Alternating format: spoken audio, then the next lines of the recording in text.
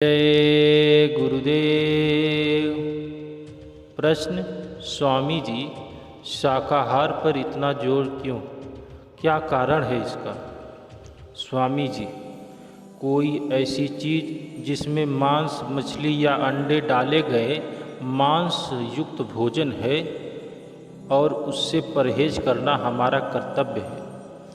कारण स्पष्ट है, इससे हमारा कर्म का बोझ बढ़ता है। अगर हम किसी की हत्या करते हैं तो हम उसके हत्यारे हो जाते हैं। असल में इस दुनिया में जीव हिंसा के बिना जीना मुश्किल है। हम चलते फिरते, खाते पीते और सांस लेते समय भी लाखों जीवों को मारते हैं।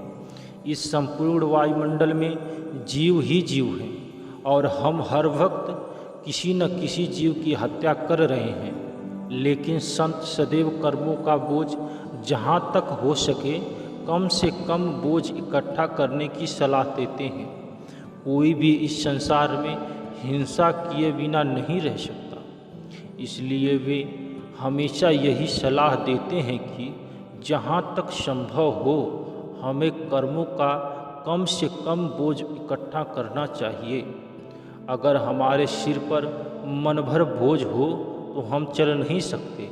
अगर सिर्फ एक कमीज पहने हो तो हमें कोई बोझ नहीं लगता। पर जीव हत्या तो हमने हमेशा की। जब हम फल और सब्जी खाए हैं तब जीव हत्या की है। सब्जियों के हम तक पहुंचने से पहले न मालूम कितने कीड़े मकोड़े मारने पड़े।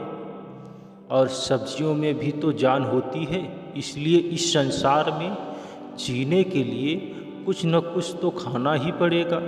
कहीं न कहीं लकीर खींचनी ही पड़ेगी। मैंने सबसे पहले कई बार उदाहरण देकर बताया है कि अगर हम किसी बाग में एक फूल तोड़ने के लिए गए, मालिक ज़्यादा से ज़्यादा हमसे नाराज़ हो जाएगा। अगर हम उसकी मुर्गी मार दें तो जुर्माना हो सकता है। अगर हम उसका घोड़ा मार दें तो कैदी हो सकते हैं। अगर हम बाग के मालिक को मार दें तो फांसी पर लटकना पड़ेगा। इस मिसाल में हर बार किसी न किसी जीव को मारा गया है, लेकिन सज़ा मात्र जीव हिंसा के लिए अलग अलग होती है। इसलिए संत हमें सलाह देते हैं, जहाँ तक हो सके हमें अपने पूरे जीवन काल में जीवों की हत्या से बचना चाहिए।